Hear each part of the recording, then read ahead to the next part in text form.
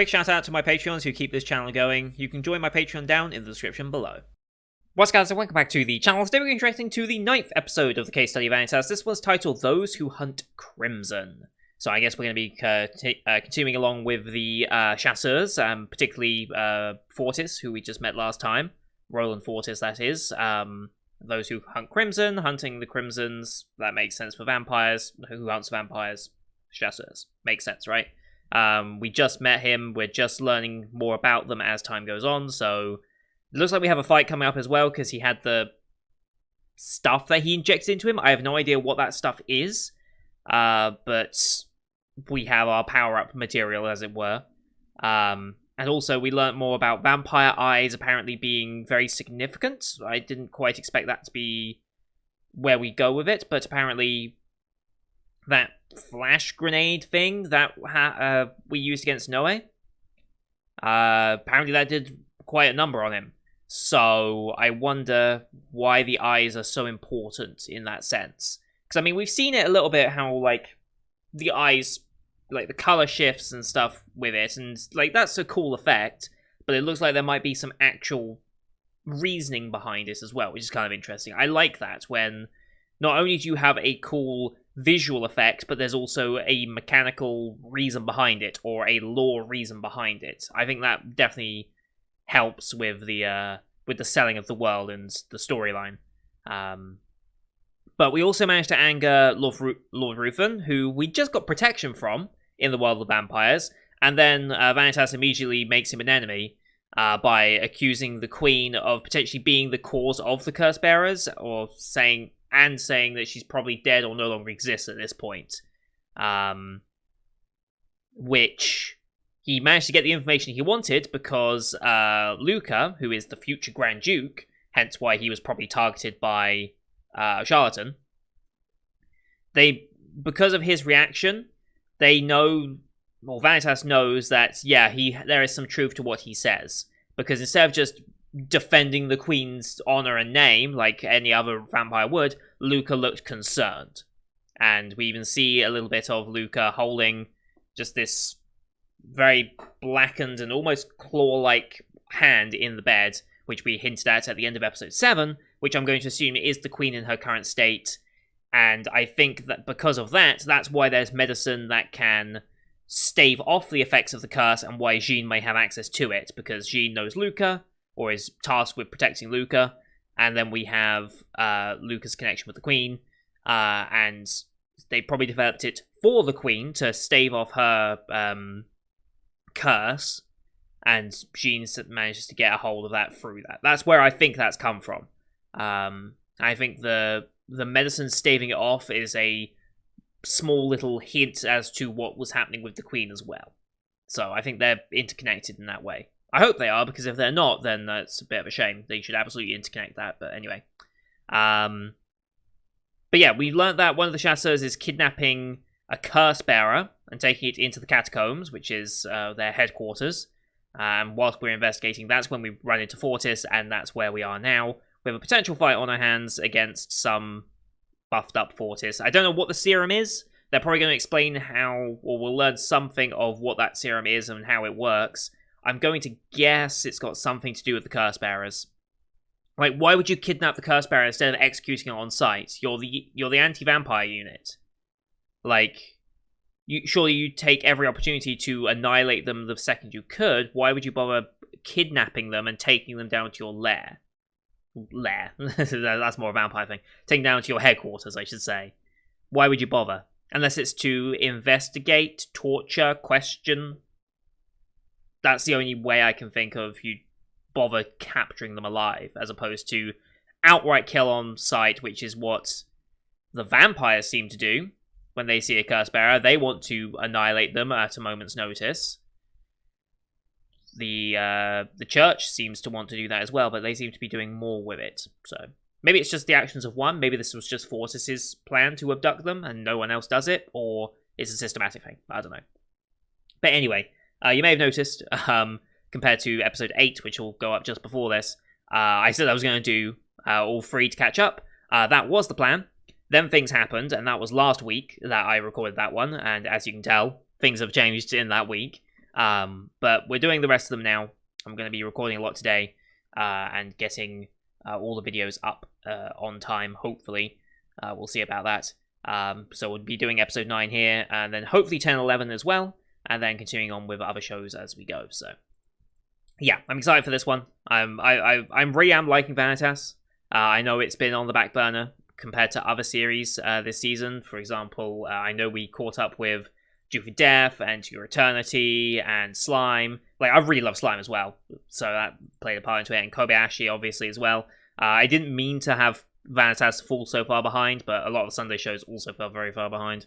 It's just how this season has kind of gone, and I'm hoping to rectify that by the end of this season. Having some good days now, so hopefully we can catch up on a lot of stuff going forward. Anyway, loading up the episode up here. As per usual, these are time-based format actions here on YouTube. If you want to see the full picture and pitching, go to my Patreon down description below. Full plans month gives you access to all picture and picture actions I do on the channel, which is everything from my seasonal lineup, as well as Patreon request shows such as World Trigger, Symphogear, and Log Horizon. Symphogear I've laid out my plans for. World Trigger will be taking up a lot of the empty spots that come at the end of this season in order to catch up for that. Because it's October 9th or 10th, I think, was Season 3's beginning. I'd like to get as much done before that as possible. We might not be 100% done, but we should be in the tail end of Season 2. That's my hope, at least. But here on YouTube, we do time-based. So bottom left of the screen, you'll see a time for the episode. I count down 3, 2, 1, play. And play Side episode, I Side episode, we should be in sync. Watch this one on Funimation as per usual, since they're the ones who license the series. Just the Funimation logos to start, so that's 7 seconds of logos, give or take. I'll call them out as I go past, being able to use screen flash on my face, the mic, or this part of my headset to tell when the scenes are transitioning. That shall be synced up as well. So, with all that said, let's get into first of this week's episode, shall we? In 3, 2, 1, play. Funimation, cheers.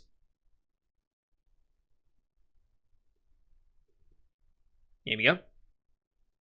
Oh yeah, this is our vision after being flashbanged. Yep.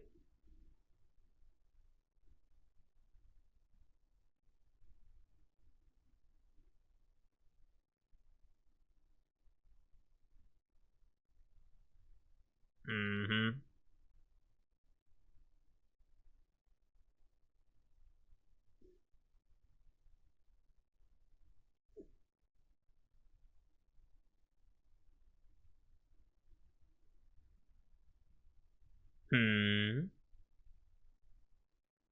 How's Vanitas?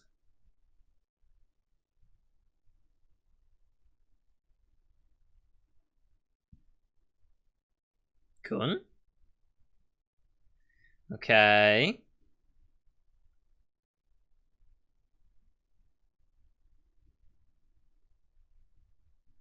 Okay. Yeah.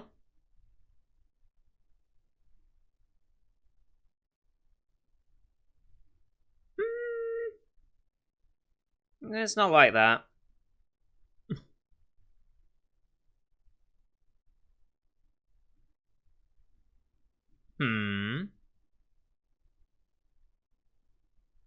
Yeah. No.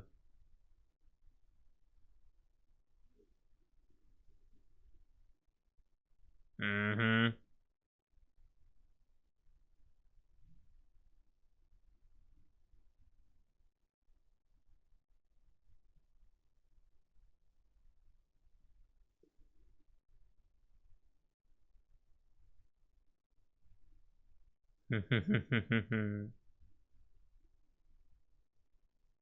Well, shit.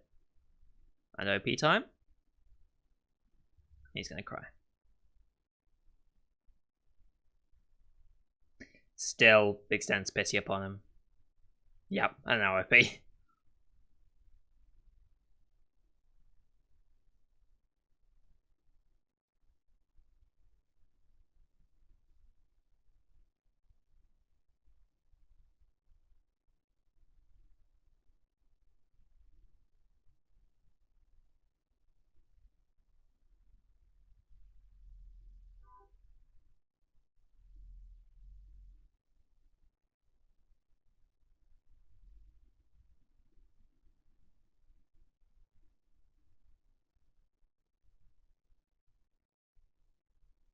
But at least they seem to be aware of the... Because one of the theories I was starting to spout last time, I feel like I'm overthinking the whole Crimson and Blue Moon clan thing.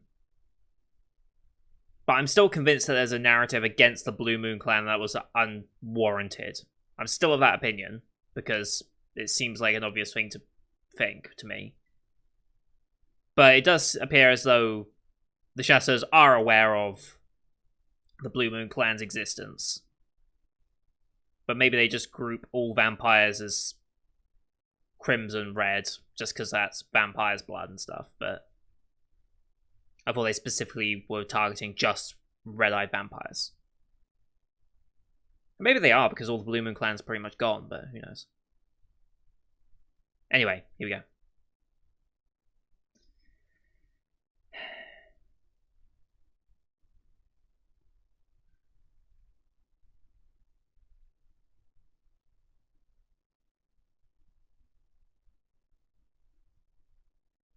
Uh-huh.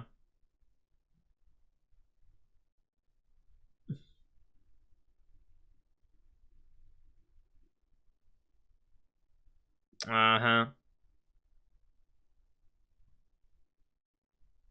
Oh, there's plenty to fear. Hmm. Though you have escaped, we'll never let you go, is more likely what they're implying. Uh-huh.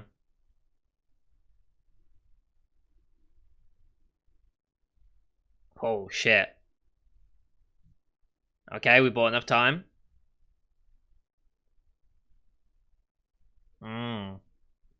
Randall, okay. Yep. It's a drug.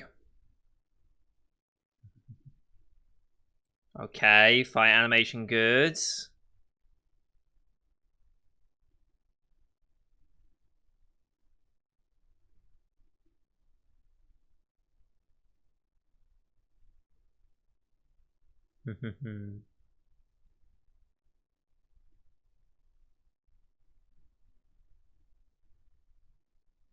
Mm-hmm.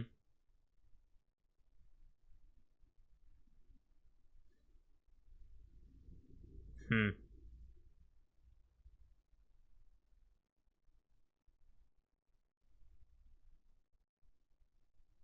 Candlestick, classic, yep.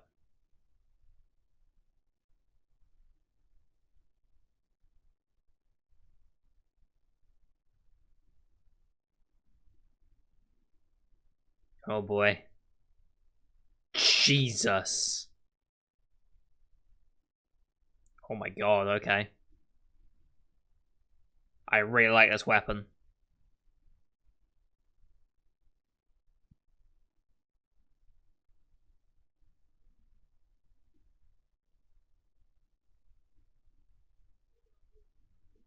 Hey.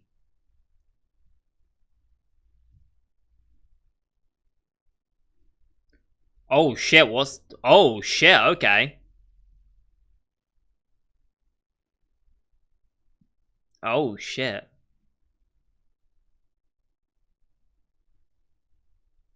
And Vanitas, there he is. Whew. Nice hit.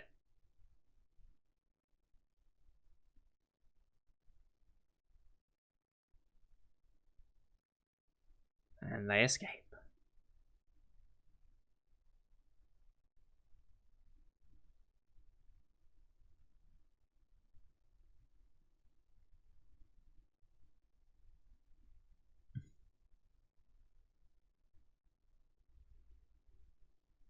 Mm-hmm. Oh shit. Oh shit. The mood completely changes.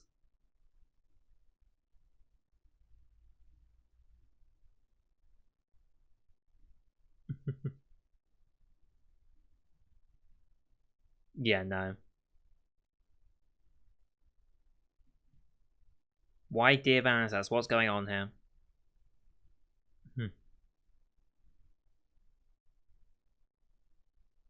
Mm-hmm.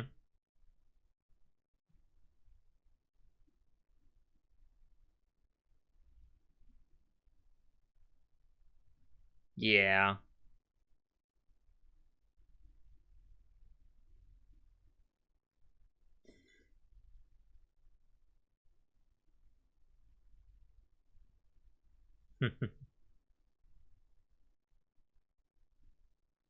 Really?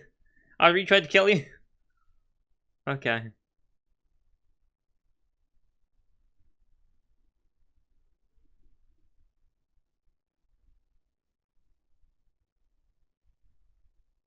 Hmm.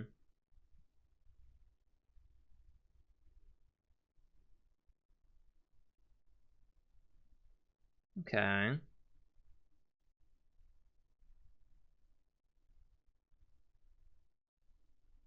Hmm.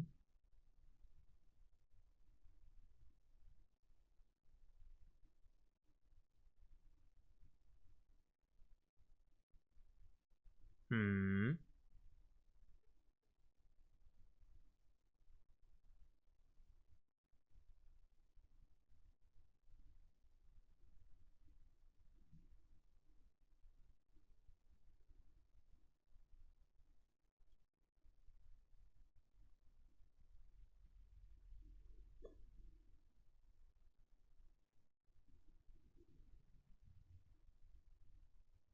Okay.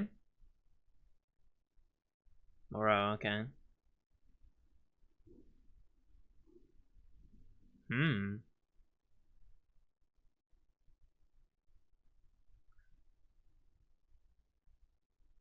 Oh. Oh, a number.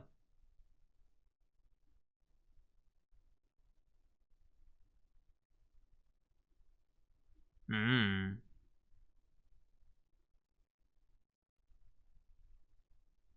They were the experimented ones, okay.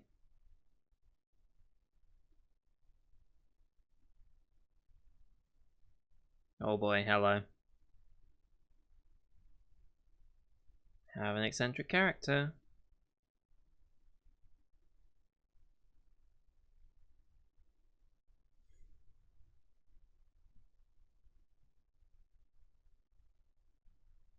Mm-hmm.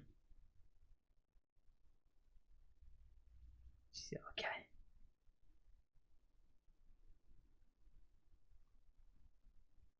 Okay. So I'm guessing he was... Yeah, he's one of the subjects, okay. Hmm. That explains why he's more than just a normal human as well. Oh boy.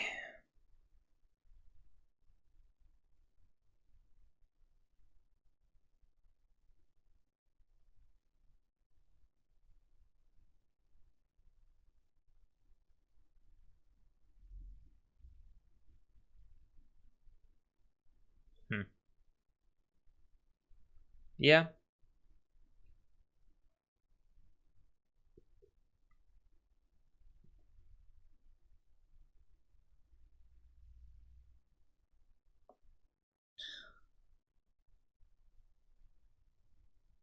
Hmm. No, he's hiding it intentionally.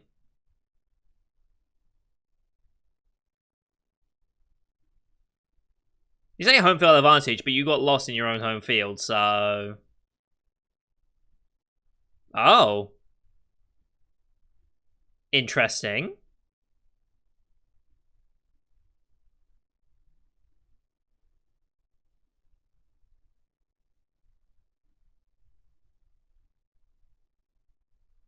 Mm-hmm.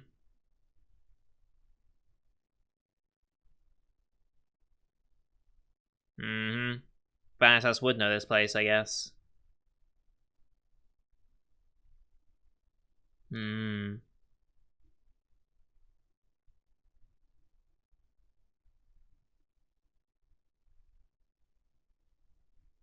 The book can tamper with machines, okay. But not powered with their power source.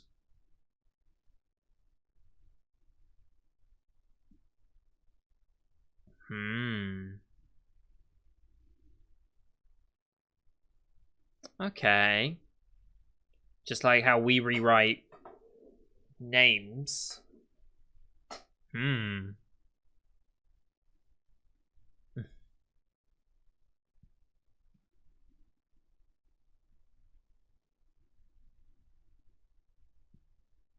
Because he was taken here. That's a good question. What is Moreau trying to achieve out of these test subjects?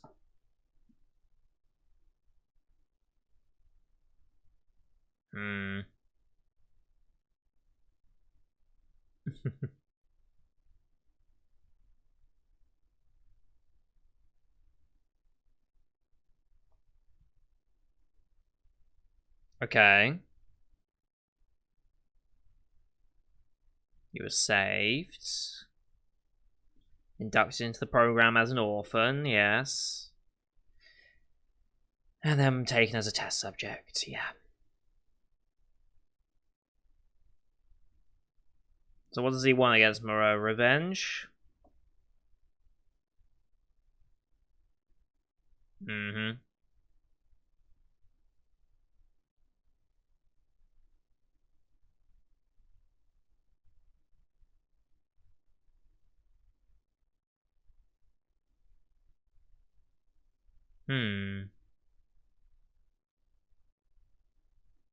There are bad ones, there are good ones, probably, right?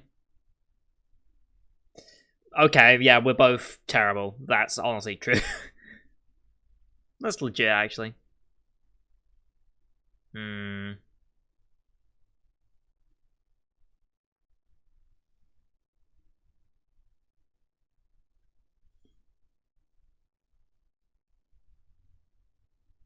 Cool.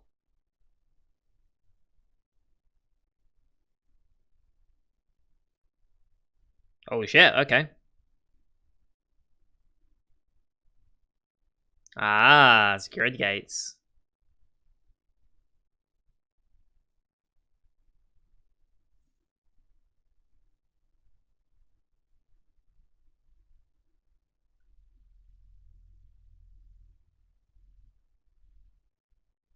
Without fighting, okay.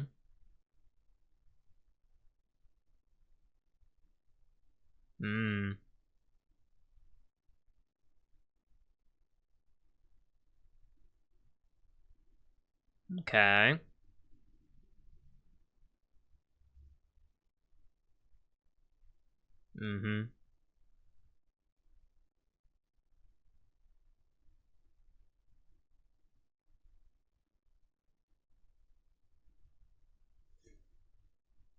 Nice, okay. One down. Okay, we're gonna use...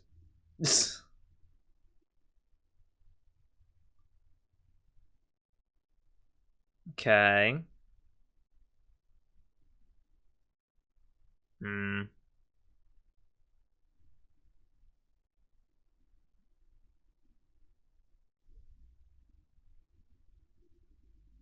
No. Oh. Hmm.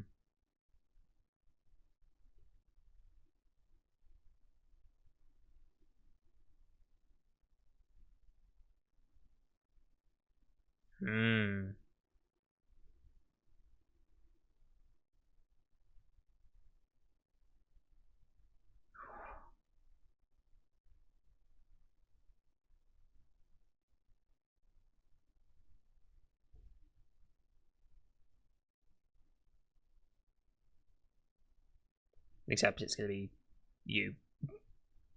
It's gonna be him, isn't it? Oh no. I mean, they want him so much, so...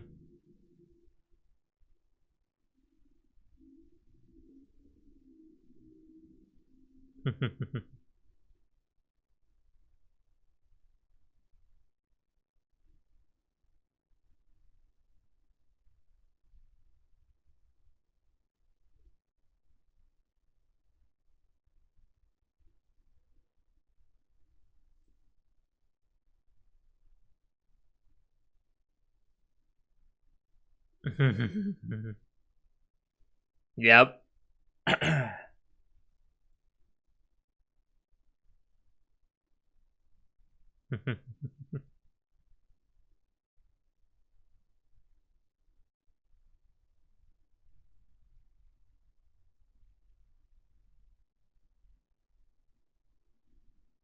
Yeah.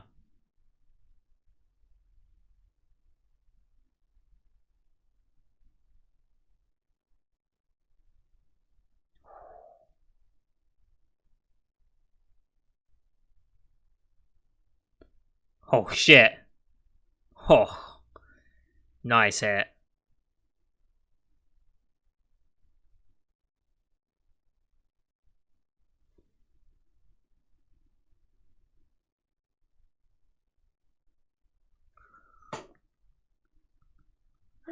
Uh.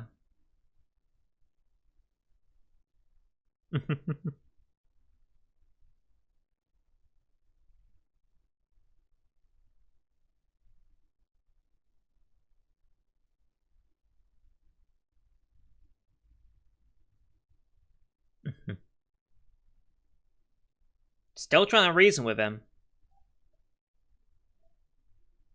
Hmm.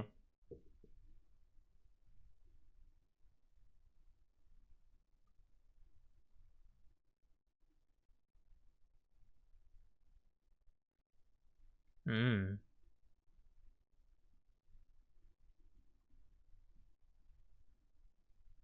Yep. The enemy of my enemy is my friend, right?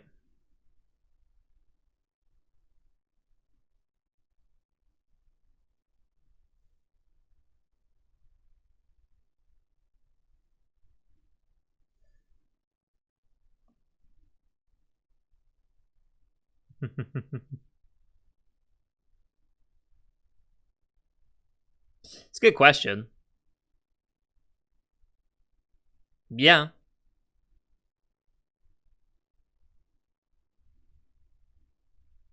Mm-hmm. You only go after the cursed ones.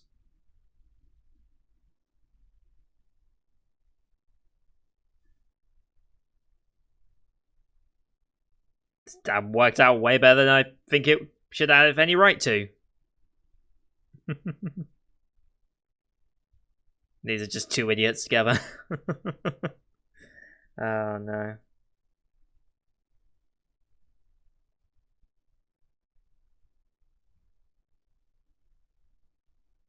Mm-hmm.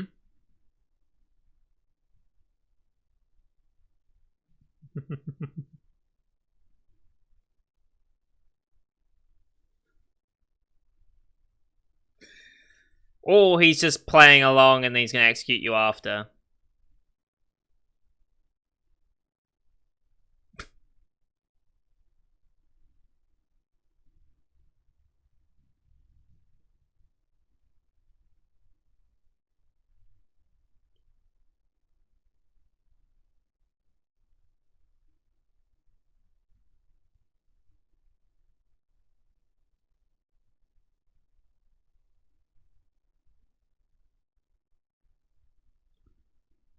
What?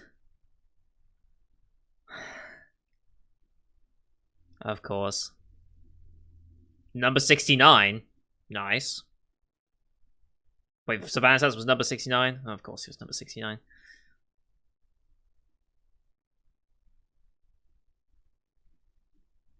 Oh boy.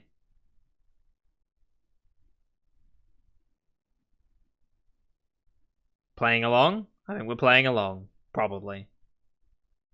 Alright.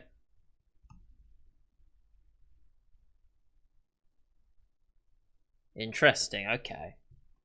I didn't expect us to team up with Roland that easily. I really didn't. But I guess the realization that not all vampires are the same is quite significant. Because again, yeah, they'd only go after the cursed vampires because it's only the cursed vampires that will be making a scene for the chasseurs to go attack. So, So it's Moro's other experiments that are going around kidnapping vampires, and I guess using them in the experiments, making a human vampire hybrid. So like a Dampier, but scientifically rather than through like union of human and vampire. Because we discussed Dampier's last episode, right? With Dante and that.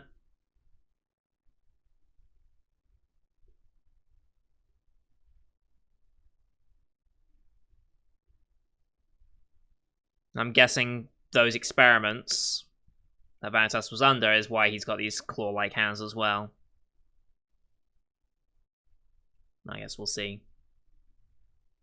Next time. Number 69. Nice. So yeah, number 69. Why 69? I find it interesting why they picked 69 of all numbers. Like, is that like a thing for Japan as well? Like, does Japan understand the notion of that? Like, do they get that? I don't even know if they get that. I don't know if that's a thing that's like common knowledge for them or anything like that, but it just seems like an odd number to pick out of nowhere. Like, of all the numbers you could pick, it's 69. Like, why? But yeah, Vanitas being a former experiment of that, coming to Dr. Moreau to do something, I don't know what. I think the obvious one would be just like, oh, just to get revenge and murder him. I don't know if he's just going along with his act right now by being enthusiastic to see him or not. I'm kind of curious to see where that goes, but it is kind of interesting how Vanitas doesn't really resent vampires so much for killing his parents and starting off this whole chain of events, but does seem to against Moreau and the chasseurs. I mean, Moreau probably did something far worse. I mean, the experimentation that Vanitas went on with Moreau was probably far more traumatic than anything that could have happened by knowing his parents had been killed by vampires, because depending on where he was at the time, he just knows his parents just never came back one night, for example. Or he could have witnessed it himself. We don't know if he witnessed it himself. It also depends on what vampires killed his parents. And then what happened with Vanitas taking our Vanitas, like the vampire Vanitas taking our Vanitas, because that's what they said, right? So, why did the vampire Vanitas take in our Vanitas from Moreau? Why would he bother doing that? I don't know. There's so much more to Vanitas' backstory that we have yet to dive into. I'm assuming the second half of the season is more likely to do that, although this should be a fairly significant amount of story, thanks to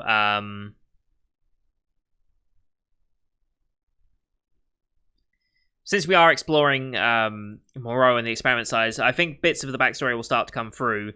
The Vanitas bits, like the vampire Vanitas, not our Vanitas, I feel like that information is going to come through in the next half of the season. But I guess we'll see what ends up happening with that. I'm going to say this now, just because it's on my mind a lot at the moment, and will probably play significantly into how I rate this show at the end of this season, because we're getting very close to the end of this show.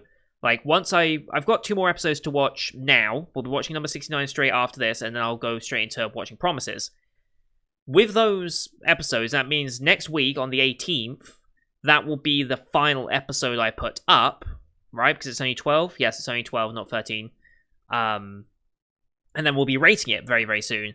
I think the one thing that's holding this show back from being a 10 out of 10 for me, and is why I'm probably going to rate it 9.5 by the end, unless we have a very crazy finale out of nowhere. I think it's the blend of silly, chibi art style and the main story. I feel like the chibi, funny, cute moments are overdone at this point. I said this very early into the show. I was like, I hope they don't overdo it. I feel like they're interjecting it a bit too much for me. I would like to see a more serious tone from the show. I know that's probably not what it's going for. It's trying to have that mix. But I feel like the seriousness of it is being undermined slightly by it. Like, in a negative fashion. Some shows really do mix comedy and horror together well. Well, this isn't even really horror. Like, comedy and mystery drama together. Some shows can do that, but I think this one, just in the way it's shown, is overdoing the comedy chibi moments just a bit. Like, not significantly to the point where I'm saying I hate the show or anything. I'm still very much enjoying the show. I'm very invested in the storyline. I just think those moments detract from it more than they enhance it, if that makes sense. So it's just been on my mind last couple of episodes, and it's probably what's going to hinder this show from being a perfect 10 out of 10 to me when I come to the end of the season. But depending on what the finale gives, because we've got this next episode, and then episode 11, and finally the finale next week. Depending on how that goes, will kind of determine what ends up happening. But anyway, that's going to do it for today, guys. Thanks for watching. Hope you enjoyed that one as per usual. Leave a like if you did, as well as your comments for you for the episode. Don't forget to hit subscribe as well to see next week's episodes. I'll be doing episode 11 straight after, episode 10 straight after this, sorry. Then episode 11 straight after that as well. And then the finale next week. So I look forward to all that, as well as the rest of the summer 2021 lineup. You can find it on the channel. Thanks for watching. Till next time. See you guys later.